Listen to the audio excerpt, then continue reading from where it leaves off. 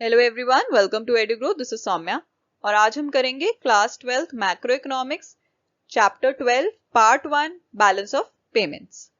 अब होप आपको मेरी वीडियोस पसंद आ रही हैं। अगर आपको ये वीडियो पसंद आए प्लीज वीडियो को लाइक कीजिएगा एंड कोई भी डाउट है नीचे कमेंट सेक्शन में टेलीग्राम ग्रुप पे आप मुझसे पूछ सकते हैं। Now let's start. Now this is something about me. अगर आप कॉन्टैक्ट करना चाहते हैं तो आप इस नंबर पे कॉन्टैक्ट कर सकते हैं। लाइव क्लासेस के लिए भी आप कॉन्टैक्ट कर सकते हैं। This is my email ID. You can follow me on Instagram as well. नीचे डिस्क्रिप्शन में आपको इंस्टाग्राम एंड टेलीग्राम के डायरेक्ट लिंक्स मिल जाएंगे, आप वहां पे भी मुझे फॉलो कर सकते हैं। Now let's start. Now BOP, meaning of BOP, balance of payments. It is a statement of accounts showing all monetary transactions of a country with the rest of the world during the period of time. अब क्या होता है BOP? BOP एक statement है accounts के जिसमें सारी monetary transactions हम रिकॉर्ड करते हैं जो हम रेस्ट ऑफ द वर्ल्ड के साथ करते हैं during a period of time. Generally period of time होता है 1 ईयर। अब एक स्टेटमेंट ऑफ अकाउंट्स है, एक अकाउंट होता है बीओपी जिसमें सारी रिसीट्स और पेमेंट्स को हम रिकॉर्ड करते हैं जितनी भी हमने मॉनेटरी ट्रांजेक्शन्स करी हैं रेस्ट ऑफ द वर्ल्ड के साथ। The transactions may be made by the individuals, firms या गवर्नमेंट ऑफ द कंट्री। तो जो ट्रांजेक्शन्स हैं वो इंडिविजुअल्स भी कर सकते हैं, फर्म्स भी कर सकती हैं, गवर्नमेंट भी कर सकती है।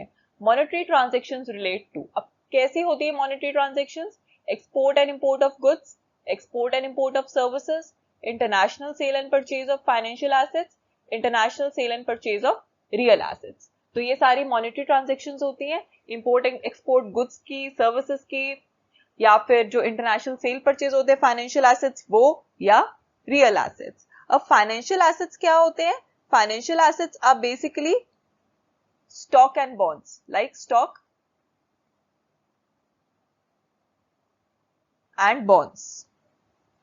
और रियल एसेट्स क्या होते हैं? रियल एसेट्स जैसे प्लांट एंड मशीनरी। अब जब हम गुड्स की बात करते हैं, गुड्स को हम देख सकते हैं, they can simply be seen, तो इसलिए इसको हम बोलते हैं visible trade. On the other hand services को हम नहीं देख सकते हैं इसलिए हम उसको बोलते हैं invisible trade.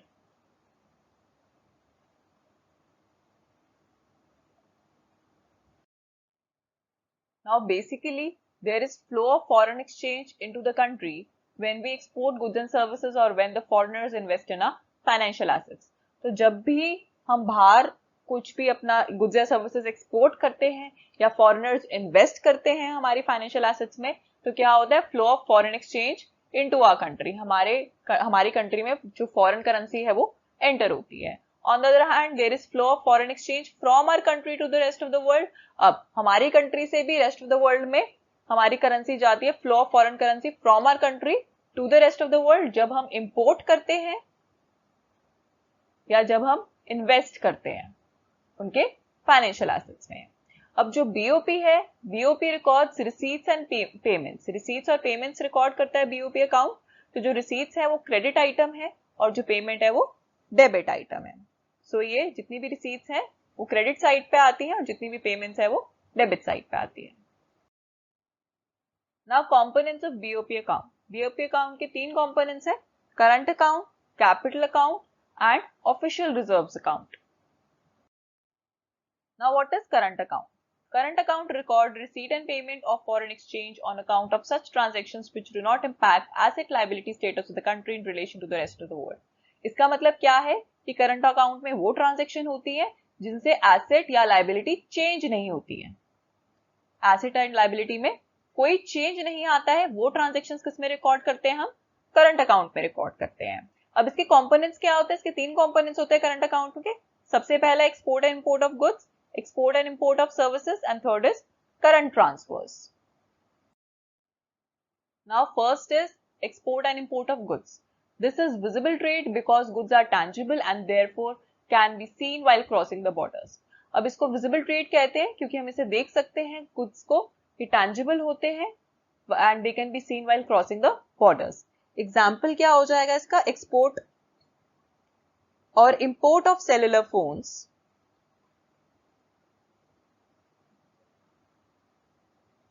because they can be seen while crossing the borders. On the other hand export and import of services, अब इसको हम इनविजिबल ट्रेड कहते हैं because services are not tangible and can not be seen while crossing the borders, क्योंकि हम services को नहीं देख पाते व्हाइल क्रॉसिंग द बॉर्डर्स। इसका एग्जाम्पल क्या हो जाएगा? Example will be insurance services because these can not be seen while crossing the borders. तो बेसिकली जो import and export of services है हम उसको इनविजिबल ट्रेड कहेंगे और गुड्स को हम विजिबल ट्रेड कहेंगे।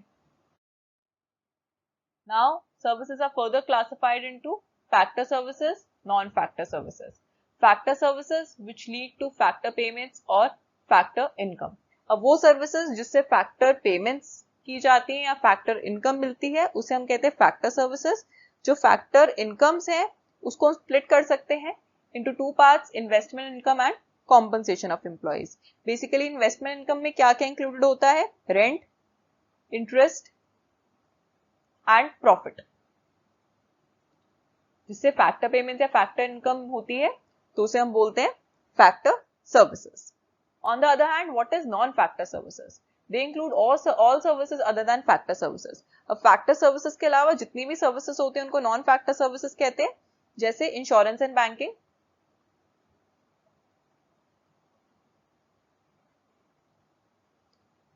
जो मॉनेटरी ट्रांजेक्शन्स होती हैं which are related to non factor services, इनको हम रिसीट्स करते हैं when these receipts रिकॉर्ड करते हैं when these services are exported, और पेमेंट्स रिकॉर्ड करते हैं जब ये इंपोर्ट की जाती है। सो जितनी भी सर्विसेज फैक्टर सर्विसेज के अलावा होती है उनको हम बोलते हैं non factor services. Third component is current transfers. Current transfer refer to transfers for free. जो फ्री में ट्रांसफर्स की जाती है यूनिलेटरल ट्रांसफर्स होती है, वन साइडेड ट्रांसफर होती है which is made by the way of gifts, grants and remittances. Current transfers को हम इनविजिबल ट्रीट करते हैं बीओपी अकाउंट में। अब करंट ट्रांसफर्स वो ट्रांसफर्स होती हैं जो फ्री में ट्रांसफर करते हैं, यूनिलेटरल है, वन साइडेड है, जैसे कोई गिफ्ट सेंड कर रहा है अब्रॉड, ग्रांट्स या रेमिटेंसेस, तो वो करंट ट्रांसफर्स के अंडर आ जाएंगी और बीओपी में इसको एज इनविजिबल ट्रीट किया जाता है। Now estimation of balance related to current account. कुछ बैलेंसेस हैं जिनके फॉर्मूला है, फर्स्ट इज ट्रेड बैलेंस या मर्चेंडाइज बैलेंस। इसका फॉर्मूला होता है exports minus imports, X is exports minus M is imports. अब trade balance is reflected as trade deficit, trade surplus. तो ट्रेड डेफिसिट भी हो सकता है, ट्रेड सरप्लस भी होता है। ट्रेड डेफिसिट कब होगा? जब हमारे इंपोर्ट्स एक्सपोर्ट से ज्यादा होंगे। सरप्लस कब होगा? जब एक्सपोर्ट्स इंपोर्ट से ज्यादा होंगे। Second is goods and services balance, exports of goods plus exports of non factor services minus import of goods plus import of non factor services. तो ये फॉर्मूला होता है गुड्स एंड सर्विस बैलेंस का। इसका मतलब क्या है? एक्सपोर्ट ऑफ गुड्स और नॉन फैक्टर सर्विसेज में से हमें क्या माइनस करना पड़ेगा? Import of goods and import of non factor services. Third is invisible trade, balance on non factor services plus balance on income plus balance on current transfers. तो ये तीनों क्या हो जाएंगे? इनविजिबल बैलेंसेस, क्योंकि करंट ट्रांसफर्स भी invisible balance के under आते हैं। Fourth is current account balance. Current account balance निकालने के लिए trade balance plus invisible balance, ये हो जाएगा current account balance. Now what is capital account? Capital account records receipts and payments of such transactions which cause an impact on asset liability status of a country in relation to the rest of the world.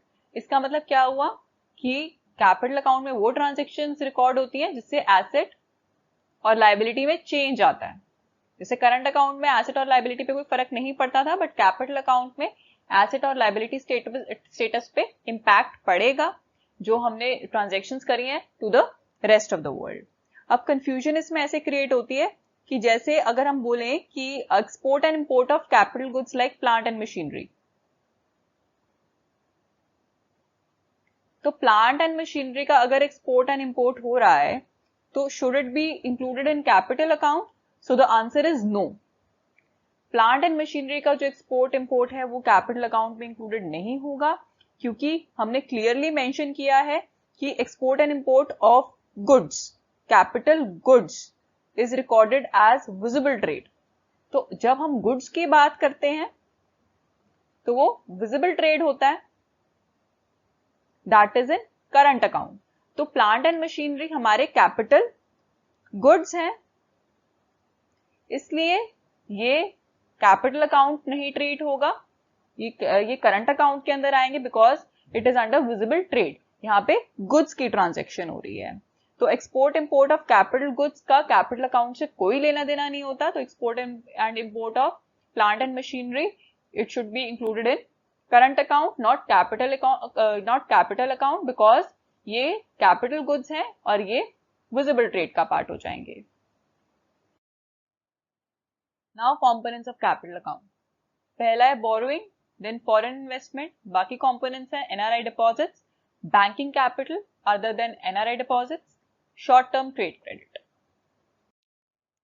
Now what are borrowings. Borrowings दो parts में divided होती है, external commercial borrowing, external assistance. External commercial borrowing और external assistance में क्या फर्क है. जो एक्सटर्नल कमर्शियल बोरोइंग है ये मार्केट रेट ऑफ इंटरेस्ट पे है, और जो एक्सटर्नल असिस्टेंस है ये कंसेशनल रेट ऑफ इंटरेस्ट पे है.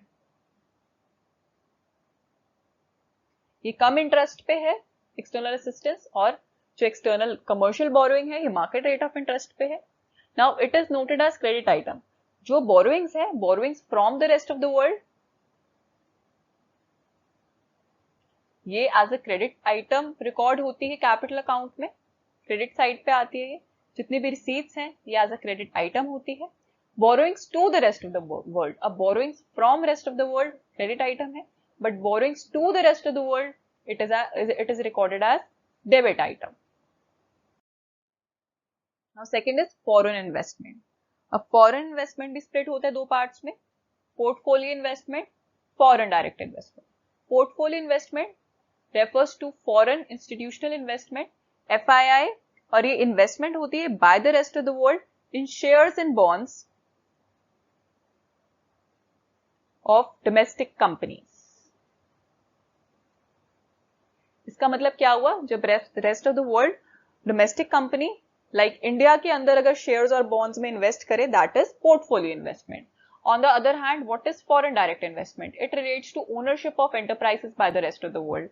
इसका मतलब क्या हो जाएगा, जो ओनरशिप है एंटरप्राइजेस की जो डोमेस्टिक इकोनॉमी में bye the rest of the world. इसका एग्जाम्पल हो जाएगा वॉलमार्ट स्टोर्स इन इंडिया. तो यहाँ पे ओनरशिप है रेस्ट ऑफ द वर्ल्ड की डोमेस्टिक कंपनीज में, तो इसको बोलते हैं foreign direct investment. Now other components of capital account. NRI deposits. अब NRI deposits made in domestic economy to be considered. जितने भी एनआरआई डिपॉजिट्स हैं जो डोमेस्टिक इकोनॉमी में किए जाते हैं उनको कंसिडर किया जाता है इसके अंदर.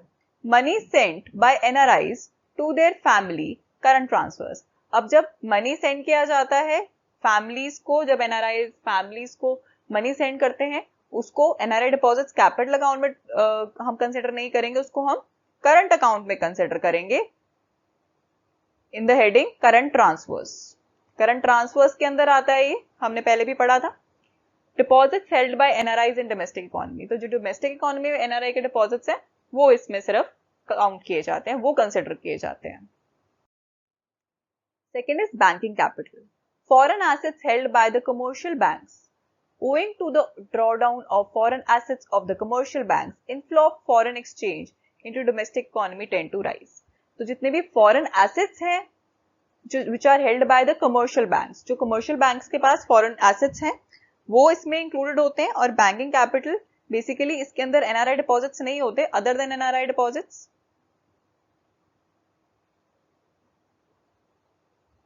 Now owing to drawdown of foreign assets of commercial banks, inflow of foreign exchange tend to rise. अगर ज्यादा foreign assets आएंगे commercial banks के अंदर तो जो domestic economy में inflow होगा that will tend to rise. Third is short-term trade credit. It arises on account of purchases in the international market without making immediate payment. जब हम कोई भी परचेज करते हैं इंटरनेशनल मार्केट में बिना इमीडिएट पेमेंट के, तो उसको हम क्या बोलते हैं, short term trade credit. Repayment of short term debt to the rest of the world leads to outflow of foreign exchange to the rest of the world.